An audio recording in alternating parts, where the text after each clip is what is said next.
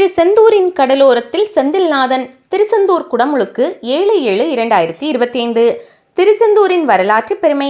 இத்தலம் மிக மிக பழமையான தலம். சங்க இலக்கியங்களில் இத்தலத்தை பற்றிய அற்புதமான குறிப்புகள் இருக்கின்றன.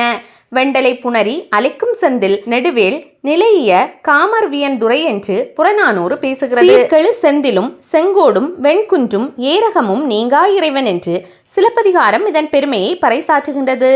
தொல்காப்பிய மேற்கோள், திருமுருகாற்றுப்படை, கந்தபுராணம் ஆகிய நூல்கள் இவ்வூரை அலைவாய் என குறிப்பிடுகின்றன.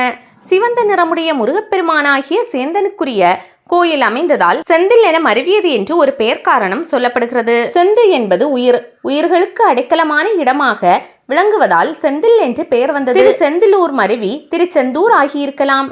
தமிழகத்தில் உள்ள கோவில்கள் பெரும்பாலும் மன்னர்களாலும் பெரும் பணக்காரர்களாலும் கட்டப்பட்டிருக்கும் நிலையில் ஆண்டிகளாலேயே கட்டப்பட்ட திருக்கோவில் திருச்செந்தூர் முருகன் கோவிலாகும். இந்த ஐவரின் ஜீவசமாதிகளும் திருச்செந்தூர் அருகிலேயே அமைந்துள்ளது.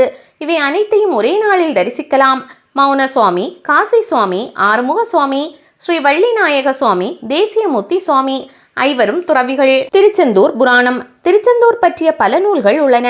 அவற்றுள் சில: திருச்செந்தூர் புராணம், திருச்செந்தூர் முருகன் பிள்ளைத்தமிழ், திருச்செந்தூர் தலபுராணம், திருச்செந்தூர் முருகன் கோயில் வரலாறு, திருச்செந்தூர் தலவரலாறு, ஓரெழுத்து அந்தாதி, திரிபு அந்தாதி, 18 அந்தாதி, யமக அந்தாதி, வெண்பா அந்தாதி, சுப்பிரமணிய அந்தாதி, முருகன் கலித்துறை அந்தாதி, திருச்செந்தில்லூலா, திருச்செந்தூர் வழிநடை சிந்து, திருச்செந்தூர் கோவை, திருச்செந்தூர் சண்முக சதகம், திருச்செந்தில் நவரச மஞ்சரி மற்றும் திருச்செந்தூர் முருகனை போற்றி. இவை அனைத்தும் திருச்செந்தூர் முருகன் கோவிலின் சிறப்புகள் மற்றும் தலபுராணத்தை விவரிக்கும் நூல்களாகும். திருச்செந்தூர் புராணம் வென்றிமாலை கவிராயரால் இயற்றப்பட்டது. இது திருச்செந்தூர் கோயிலின் தலபுராணத்தை விளக்கும். திருச்செந்தூர் முருகன் பிள்ளைத்தமிழ். திருச்செந்தூர் முருகன் பிள்ளைத்தமிழ் என்பது பகழி கூத்தரால் எழுதப்பட்ட ஒரு பிள்ளைத்தமிழ் நூலாகும். இது திருச்செந்தூரில் எழுந்தருளியுள்ள முருகப்பெருமானை குழந்தையாக பாவித்து பாடப்பட்ட நூலாகும். அருணகிரிநாதரின் திருப்புகழ், கந்தர் அந்தாதி முதலிய நூல்கள் திருச்செந்தூரின் பெருமையையும் அங்கு எழுந்தருளி இருக்கும் முருகனின் சிறப்புகளையும் நமக்கு எடுத்துக்காட்டும் நூல்களாகும். கந்தர் கலிவெண்பா என்பது திருச்செந்தூர் முருகனை குறித்து பாடப்பட்ட ஒரு நூலாகும். இதனை 17ஆம் நூற்றாண்டில் வாழ்ந்த குமரகுருபரர் இயற்றினார். கலிவெண்பா எனப்படும் பாடல்களினால் ஆக்கப்பட்ட இந்நூல் அப்பாடல் வகைக்கு எடுத்துக்காட்டாக திகழ்கிறது. சைவ சித்தாந்த கருத்துக்களை உள்ளடக்கிய இந்நூல் முருகப்பெருமானின் தோற்றத்தை கேசாதி பாதமாக வர்ணித்து அவரிடமிருந்து கல்வி, ஒழுக்கம் முதலியவற்றை அருளவும் துன்பங்கள் அனைத்தையும் போக்கவும் வேண்டுகிறது. இந்நூலை சைவர்கள் வழிபாட்டிற்கு பயன்படுத்துவர். சூரசம்ஹாரம். வேறு வழியின்றி முருகப்பெருமான் சூரபத்மன் மீது போர் தொடுக்கிறார். கடுமையான போர் நடக்கிறது. சிவபெருமானிடம் வரம் பெற்ற சூரன் மாய போர் புரிகிறான்.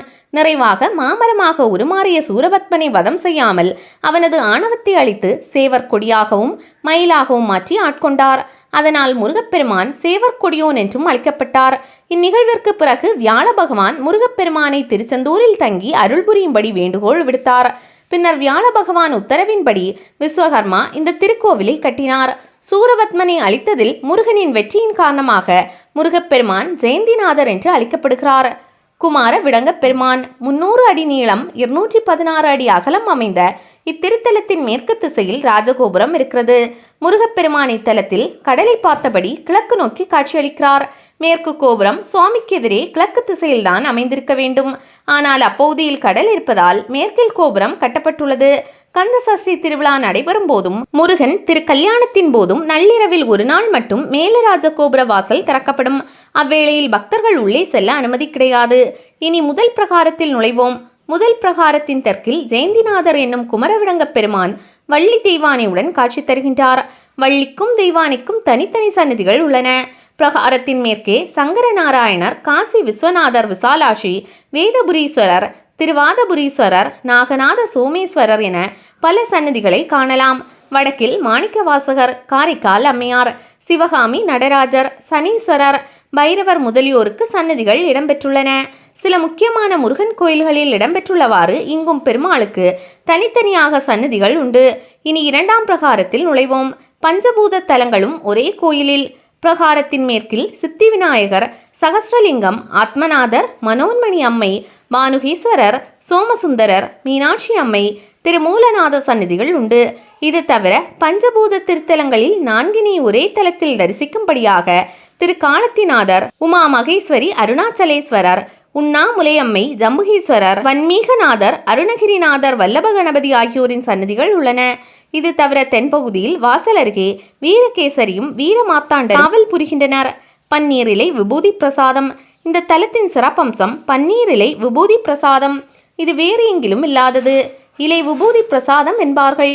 காரணம், திருச்செந்தூரில் தேவர்கள் எல்லாம் பன்னீர் மரங்களாக இருக்கின்றனர். 12 முகங்களும் 12 நரம்புகளை சொல்வார்கள். பன்னீர் மர இலைகளில் 12 நரம்புகள் உண்டு.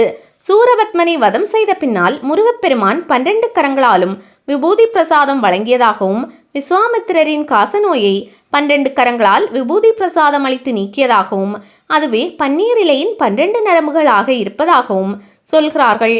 கடற்கரை அருகில் உள்ள தலம் என்பதால் மீனவர்கள் செந்தில் ஆண்டவரை தங்கள் குலதெய்வமாக வழிபடுகின்றனர். அது மட்டுமின்றி தங்கள் குலத்தில் பிறந்த தெய்வானியை மணந்ததால் மீனவர்கள் முருகனை மச்சான் சாமி என்று பரிவோடு அழைக்கின்றனர். மஞ்சள் வண்ணமும் தங்கமும். திருச்செந்தூர் குரு பகவானுக்கு உரிய தலம்.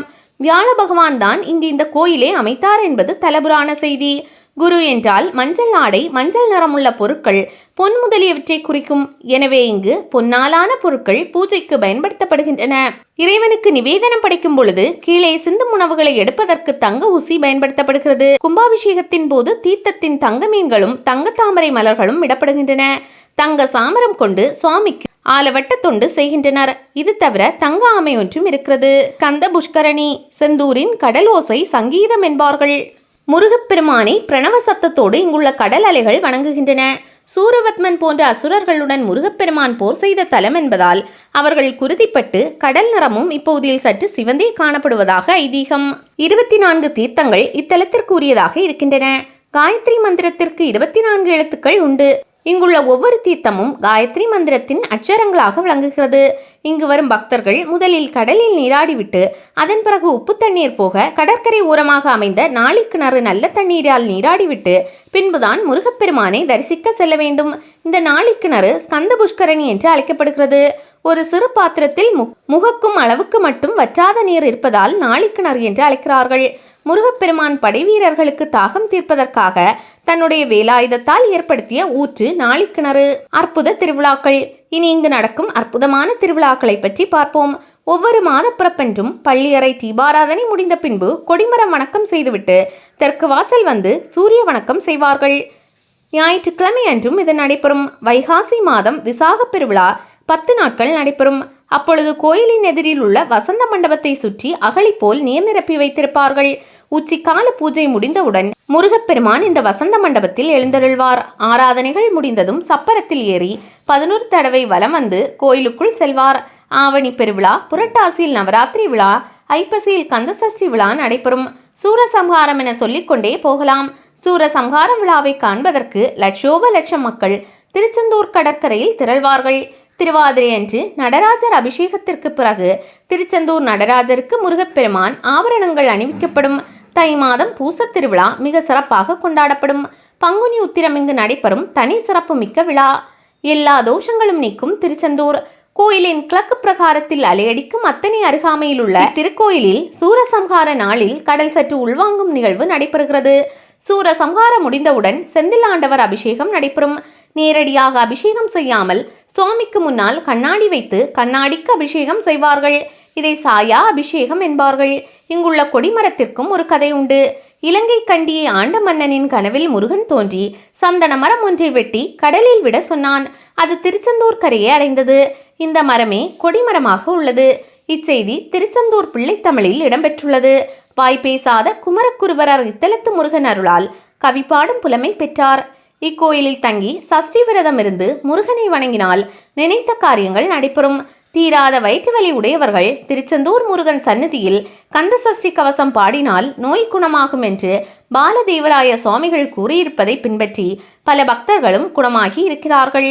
10 வயதிற்குட்பட்ட குழந்தைகளுக்கு வைகாசி கார்த்திகை மாதங்களில் பால் குடம் எடுப்பதால் குழந்தைகளின் தோஷங்களும் பெற்றோர்களது தோஷங்களும் நீங்கும் என்பது நம்பிக்கை. இப்படிப்பட்ட பெருமை மிக்க திருச்செந்தூர் திருக்கோயிலுக்கு ஜூலை மாதம் 7ஆம் தேதி நடைபெறும் திருக்குடமுழுக்கு விழா காண அலை அலையாய் வாருங்கள். திரு சீரலவாய் நல்வாழ்வு அளிக்கும்.